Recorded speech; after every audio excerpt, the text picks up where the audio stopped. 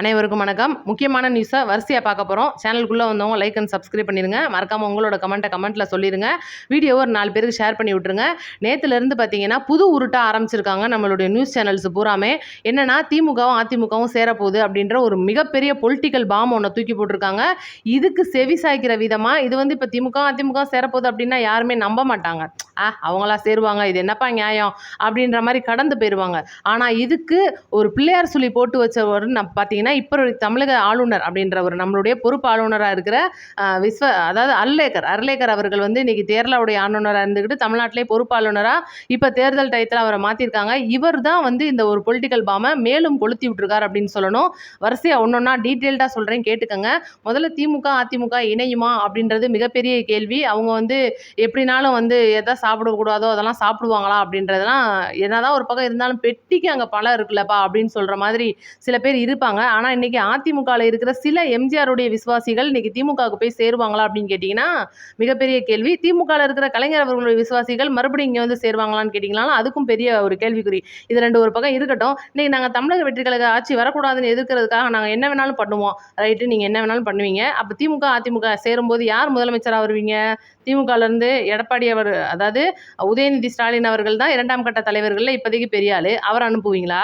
இல்லை மறுபடியும் நாங்கள் எடப்பாடியை தான் முதலமைச்சர் ஆக்க போகிறோம் அப்படின்னு சொல்லிட்டு திமுக காரங்க கிங் மேக்கர் ஆயிருவீங்களா? இது நம்மளுடைய ஒரு கேள்வி. இது ஆளுநர் அவர்கள் எப்படி சொல்லியிருக்காருன்னா, இப்போ வரைக்கும் தமிழ்நாட்டில் சட்டப்பேரவைக்கு பெரும்பான்மையை நிரூபிக்கிற கட்சி எதுவுமே இல்லை. 118 தமிழக வெற்றி கழகம் கொண்டுட்டு வரல. அப்போ நான் என்ன பண்ணுவேன்? மே 10 வரைக்கும் ஸ்டாலின் அவர்களுடைய ஆட்சியோட காலம் தொடர்ந்துகிட்டு இருக்கு. மே 10ஓட அவருடைய ஆட்சி காலம் முடியுது அப்படின்றனால 9ஆம் தேதிக்குள்ள உங்களுடைய முடிவை நீங்கள் சொல்லியே ஆகணும். இல்லைன்னா நான் அடுத்த கட்ட நடவடிக்கைக்கு போவேன் அப்படின்ற ஒரு மிகப்பெரிய ஒரு முற்றுப்புள்ளி வச்சிருக்காரு. அடுத்த கட்ட நடவடிக்கை என்ன அப்படின்றத சொல்றதுக்கு முன்னாடி இப்போ அதிமுக திமுக அப்படின்றவங்க கூட்டணி சேருவாங்களா அப்படின்னு கேட்டிங்கன்னா அது கிடையவே கிடையாது. ஏன் அப்படின்னு நீங்கள்லாம் கேட்பீங்க. இன்னைக்கு என்னதான் விசிக திமுக கூட்டணியில் தொடர்றாங்க, பாமக ஏடிஎம்கே அதாவது என்டிஏ கூட்டணியில் தொடர்றாங்க. இவங்க 2 பேருக்கும் ஆரம்பத்துலேருந்தே ஆகாதுன்றது எல்லாருக்குமே தெரியும். இது ஒரு பக்கம் இருக்க, திமுக கூட்டணியில் தொடர்ற கம்யூனிஸ்ட் கட்சிக்காரங்க சுத்தமாக பிஜேபிக்கு அவங்க ஆகாது. ஆல்ரெடி கம்யூனிஸ்ட் அப்படின்றவங்க அகில இந்தியா பார்ட்டிஸ், அவங்க மதவாதத்தை எதிர்க்கிறவங்க. இது ஒரு பக்கம் இருக்கும்போது எப்படி இவங்க கூட்டணி சேருவாங்க? அப்போ 2 பேரும் பார்த்தீங்கன்னா இவங்களுடைய பெரும்பான்மை இன்னைக்கு தமிழக வெற்றி கழகத்தை விட 121 இருக்கு. 121ல் 4 பேர் காங்கிரஸ்காரங்க கம்யூனிஸ்டுக்காரங்க கலந்து போயிட்டாங்கன்னா பெரும்பான்மை அப்படின்றது கிடையாது. கம்யூனிஸ்ட் போயிட்டாலே பாமக கலந்து போயிருச்சுன்னா 4 பேரும், விசிக கலந்து போயிருச்சுன்னா 2 பேரும். இதில் ஏதோ ஒருத்தவங்க ஏதோ ஒன்று பிரச்சனை இல்லை பெட்டி வாங்கிட்டோம்னு நின்னா கூட அங்கே பெரும்பான்மை இல்லை. சரிப்பா, இவ்வளோதையும் தாண்டி நாங்கள் எல்லார்ட்டையுமே பெட்டி கொடுத்து சரி பண்ணிட்டோம். இன்னைக்கு எப்படியாவது எடப்பாடி பழனிசாமி அவர்களையோ அல்லது உதயநிதி ஸ்டாலின் அவர்களையோ நாங்கள் பெரும்பான்மை நிரூபித்து முதலமைச்சராக உட்கார வைக்கிறோம் அப்படின்னா கூட இவங்களுடைய அரசு அப்படின்றது கேவலம் 2 நாளைக்கு கூட தாங்காது. இது முக்கியமான விஷயம். சரி, இதெல்லாம் இதெல்லாம் நம்மளுடைய கற்பனை. இந்த கற்பனை நம்ம தள்ளி வச்சுட்டு இப்போ தமிழக வெற்றி கழகம் அப்படின்ற கட்சியை இன்னைக்கு நம்ம முதல்வராக சிஎம் அவர்களே விஜய் அவர்களை உட்கார வைக்க முடியலை அப்படின்னா இந்த 107 எம்எல்ஏக்கள், அதாவது விஜய் அவர்கள் 2 தொகுதியில் ஜெயிச்சிருக்கிறதுனால 107 எம்எல்ஏக்கள் நம்மக்கிட்ட இருக்காங்க. காங்கிரஸ் நம்ம சேர்க்க முடியாத அவங்க கூட்டணி கட்சி அப்படின்றனால 7 எம்எல்ஏக்களும் ஒரே நாளில் இன்னைக்கு ரிசைன் பண்ணாங்க அப்படின்னா என்னவாகும் அப்படின்றது இன்னைக்கு மிகப்பெரிய கேள்வியாக போயிட்டு இருக்கு. அப்போ இவங்க 107 எம்எல்ஏக்களும் ரிசைன் பண்ணுறாங்க அப்படின்னா தமிழகத்தில் இருக்கிற அந்த சட்டமன்றத்தோட பலம் அப்படின்றது பாதியாக குறைஞ்சிரும். அப்போ 127 ஆயிரும். 127ல் பெரும்பான்மை அப்படின்றது எவ்வளோ? குறைஞ்சது 68 வேணும் அப்படின்றது. 64லேருந்து 68 நம்ம கணக்கு. ஆனால் ஸ்டாலின் அவர்கள்ட்ட அவ்வளோ இருக்கா அப்படின்னு கேட்டிங்கன்னா கூட்டணி கட்சிகளோட சேர்த்து தான் இருக்குது, தனி பெரும்பான்மையில் இல்லை.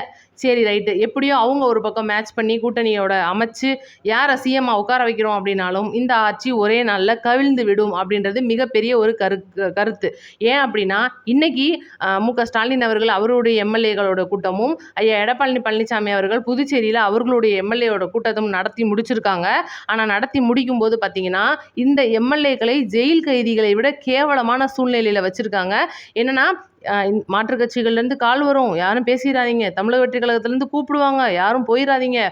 அதாவது எப்படி சொல்கிறது, ஒரு ஜெயில் கைதிகள் மாதிரி தான் இன்றைக்கி அவங்க அடைச்சி வைக்கப்பட்டிருக்காங்க அப்படின்றது மிகப்பெரிய ஒரு முக்கியமான விஷயம். நீங்கள் போயிட்டீங்கன்னா ஒன்றுமே பண்ண முடியாது, நான் உங்கள் மேலே பயங்கரமாக நடவடிக்கைலாம் எடுக்கிற மாதிரி இருக்குன்னு சொல்லிட்டு மிரட்டலுக்கு மிரட்டலும் உருட்டலுக்கு உருட்டலும் கொடுத்து இன்றைக்கி 2 கட்சிகள் அவங்கள பத்திரமா வச்சுட்டு இருக்காங்க.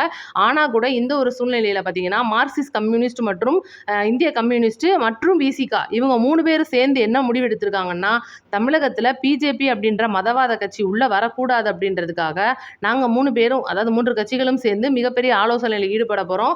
அதனால் எங்களோட முடிவை இன்னைக்கு காலையிலேருந்து சாயந்தரத்துக்குள்ளே அறிவிச்சிருவோம் அப்படின்னு இன்னைக்கு டேட் கொடுத்துருக்காங்க. அப்போ நேற்றுலேருந்து அவங்களுடைய பரிசீலனை போயிட்டுருக்கு. இது ஒரு பக்கம் பார்த்தீங்கன்னா கண்டிப்பாக ஸ்டாலின் அவர்களுக்கு ஒரு மிகப்பெரிய எரிச்சல் ஊட்டுது.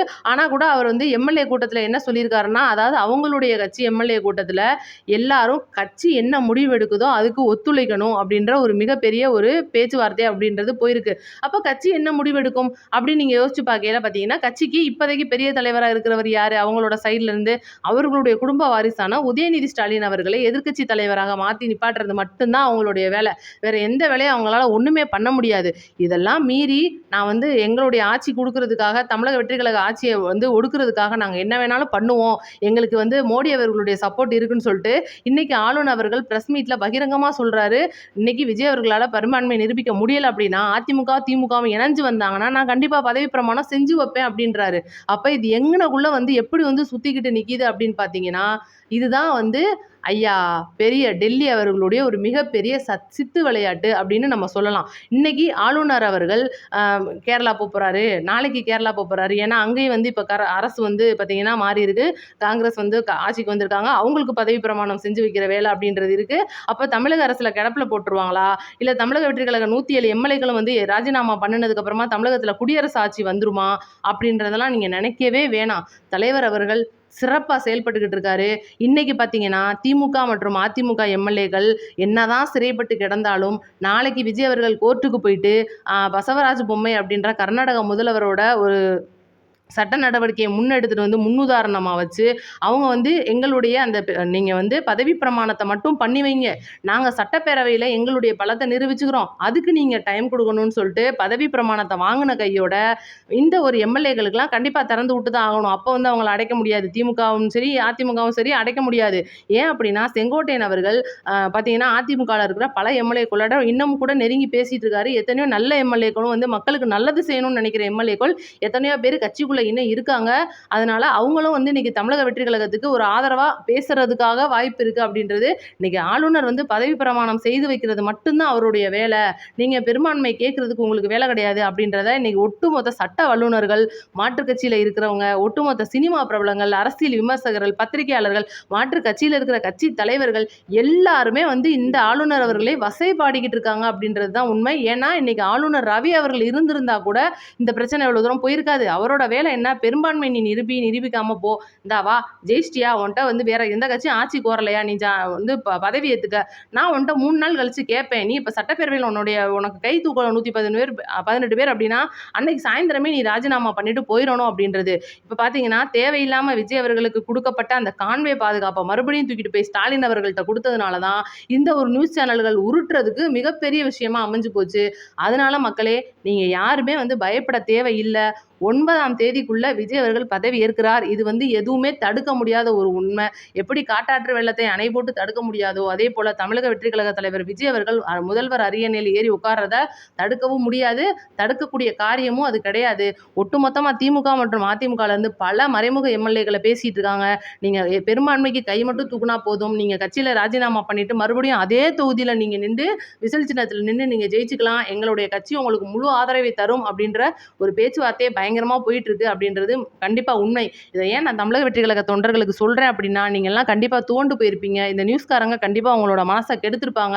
தயவுசெய்து எந்த ஒரு மாற்று வழிக்கும், எந்த ஒரு கலவரம் பண்ணுவோம், ஜல்லிக்கட்டு போராட்டம் மாதிரி நாங்கள் பண்ண போகிறோம், ஆர்ப்பாட்டம் பண்ண போகிறோம் அப்படின்றது எதுவுமே நீங்கள் பண்ணாதீங்க. அதெல்லாம் வேண்டவே வேண்டாம்.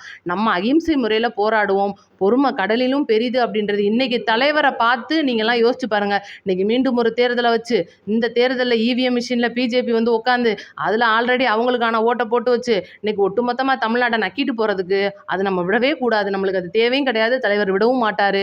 ஒட்டுமொத்தமாக அரசியல் ஞானிகள் இன்னைக்கு விஜய் அவர்கள் கூட இருக்காங்க. ஒட்டுமொத்த தெய்வங்களும் இன்னைக்கு தமிழக வெற்றி கழகம் கூட இருக்குது. அதனால் நீங்கள் யாருமே கவலைப்பட வேண்டாம் அப்படின்றது நம்மளோட ஒரு கருத்து. இன்னைக்கு ஒட்டுமொத்தமாக தமிழக வெற்றி கழகம் ஆட்சி அமைகிறத யாராலையும் தடுக்க முடியாதுன்றது. மறக்காம உங்களோட கருத்தை சொல்லிட்டு போயிருங்க. நம்ம சேனலை லைக் அண்ட் சப்ஸ்கிரைப் பண்ணிக்கோங்க. நன்றி, வணக்கம்.